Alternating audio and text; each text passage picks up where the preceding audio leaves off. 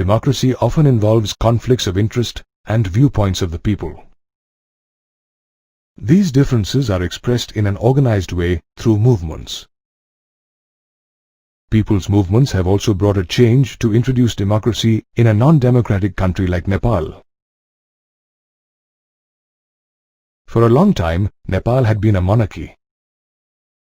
In 1990, Nepal became a democracy where the king formally remained head of the state, and the real power was exercised by elected representatives. However, Gyanendra, the elder brother of King Birendra, was not in favor of democratic rule. Taking advantage of the political turmoil following the death of the king, he dismissed the elected government and declared himself as the new king. The people of Nepal rose in revolt of this act, but could not make a difference at first due to lack of organization. In April 2006, Nepal witnessed a popular movement which was aimed at regaining control over the government from the king. Political parties joined hands and a new coalition was formed, the Seven-Party Alliance or SPA.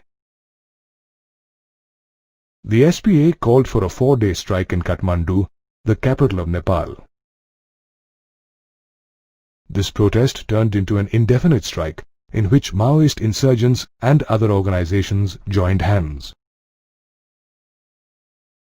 People defied curfew and took to the streets.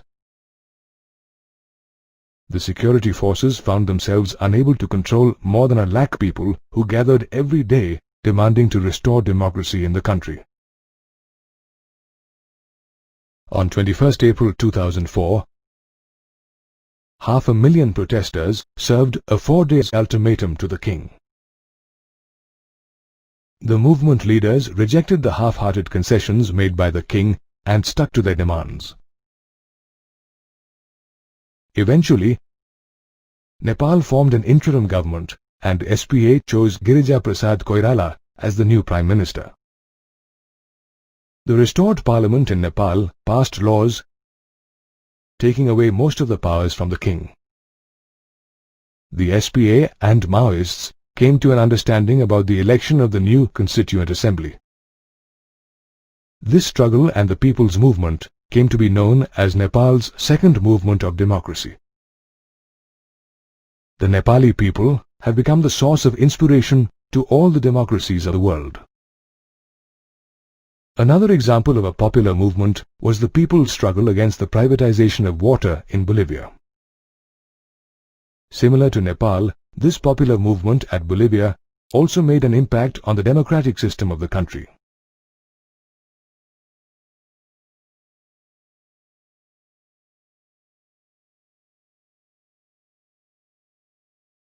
The trouble in Bolivia started when the World Bank pressurized the government to give up its control of municipal water supply in favor of multinationals.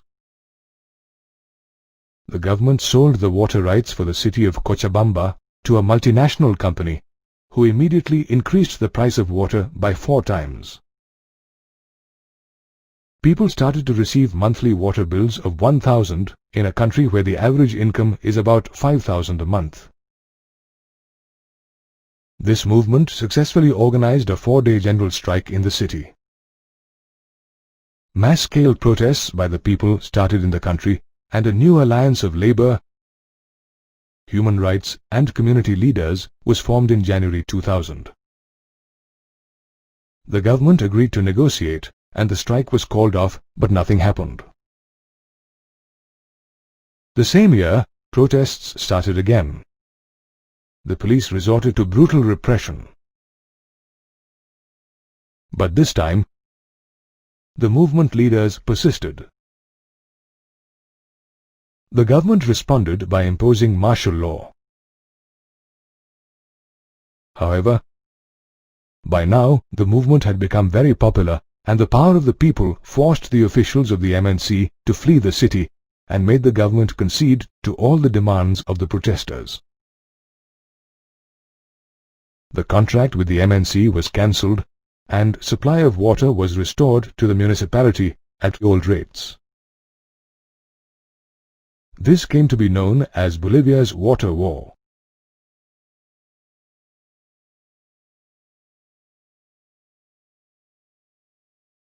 As we have seen through these examples, the movement in Nepal was to establish democracy, while in Bolivia it involved accountability of a democratically elected government.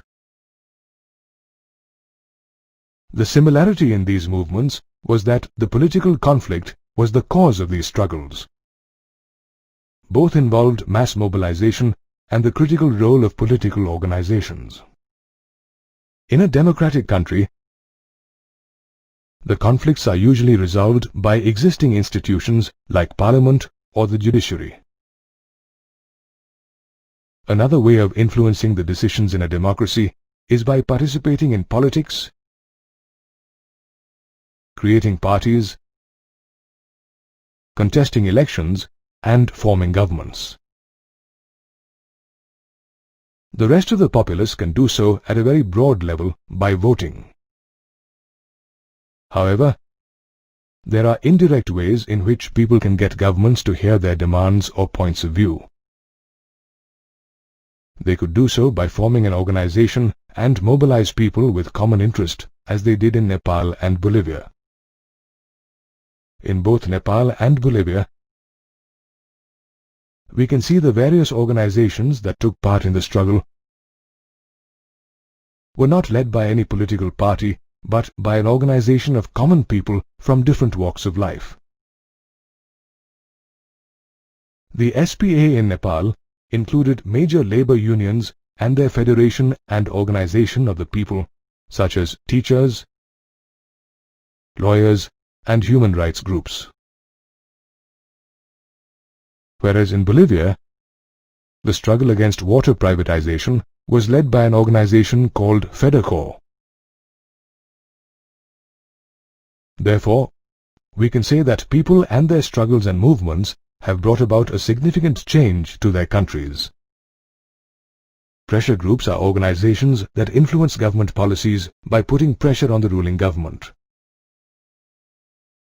However, unlike political parties, pressure groups do not aim to directly control or share political powers. Pressure groups are formed when people with common occupation, interest, aspirations, or opinions come together to achieve a common objective. There are two types of pressure groups: sectional interest groups and public interest groups. The sectional interest groups promote the interests of a particular section or a group of society. Trade unions, business associations, and professionals like lawyers, doctors, and teachers are associated in this group. FEDERCOR, a Bolivian organization, is an example of such a group. The main objective of a sectional interest group is the betterment and well-being of their members, and not the people in general. On the other hand, public interest groups are organizations that represent common interests for the betterment of people or have a common cause that needs to be defended. For example, the groups fighting against bonded labor or child labor in order to liberate them from such suffering. These groups are also known as promotional groups. A public interest group or a promotional group may also work for self-interest along with others. For example, BAMCEF, the Backward and Minority Communities Employees Federation, is an organization comprising government employees that campaign against caste discrimination. Apart from pressure groups, we also have movement groups. They can be broadly classified under two types: issue-specific movements and general movements. An issue-specific movement seeks to achieve a single purpose within a specified time. For example, the Narmada Bachao Andolan started with a specific issue of the people displaced by the building of the Sardar Sarovar Dam on the river Narmada. Another example is the Nepalese movement for democracy, which was formed to overthrow King Gyanendra, who dismissed a democratically elected government. A general movement seeks to achieve a broad-ranging goal in the long term. The environmental movement and the women's movement are good examples of this type of movement. When we say women's movement, it does not mean a single entity led by a single organization, but a label given to a large number of organizations with independent leadership and different views. Sometimes, there is an alliance between all these broad movements which can have an umbrella organization like the National Alliance for People's Movement or NAPM. Different groups and movements struggling for specific issues formed this organization in solidarity with their counterparts around the country.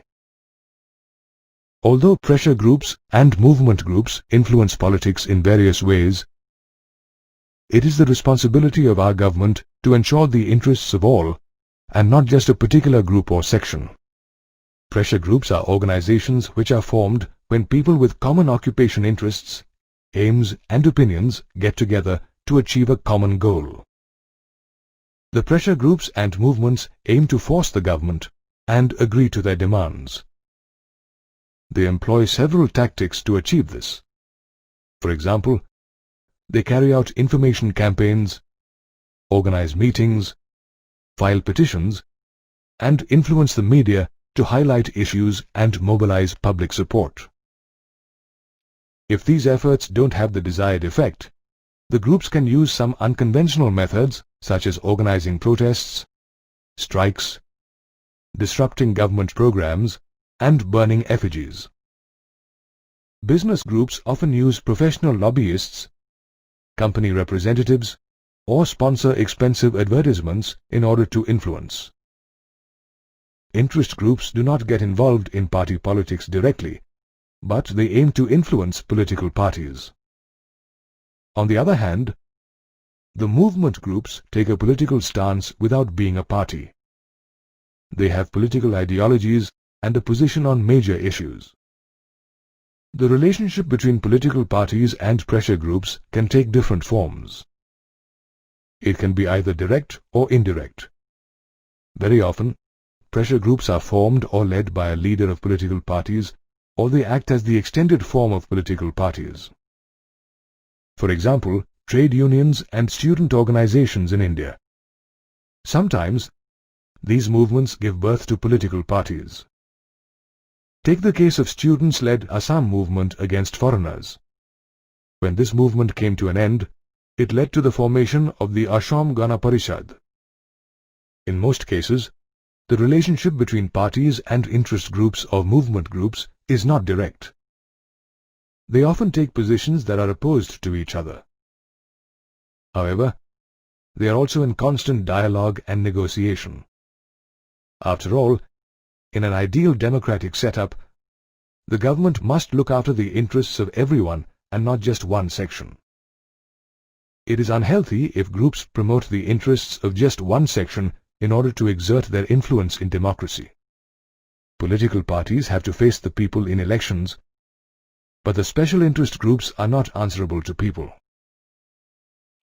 Sometimes pressure groups with small public support are backed by individuals who are willing to spend for the cause. As a result, these groups can hijack public discussion in favor of their narrow agenda.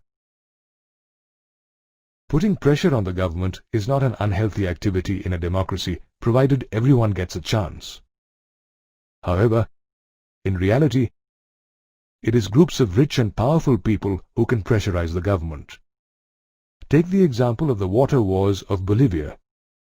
In such a scenario, the public interest groups and movements perform a useful role of countering this undue influence. If one group brings pressure on the government to make policies in its favor, Another group counters this pressure. It persuades the government not to make policies as desired by the first group. In this way, the government is informed about the requirements of different sections of people. This leads to a rough balance of power and accommodation of conflicting issues between the groups and the government. Although pressure groups and movements influence politics in various ways, it is the responsibility of our government to ensure the interests of all and not just a particular group or section.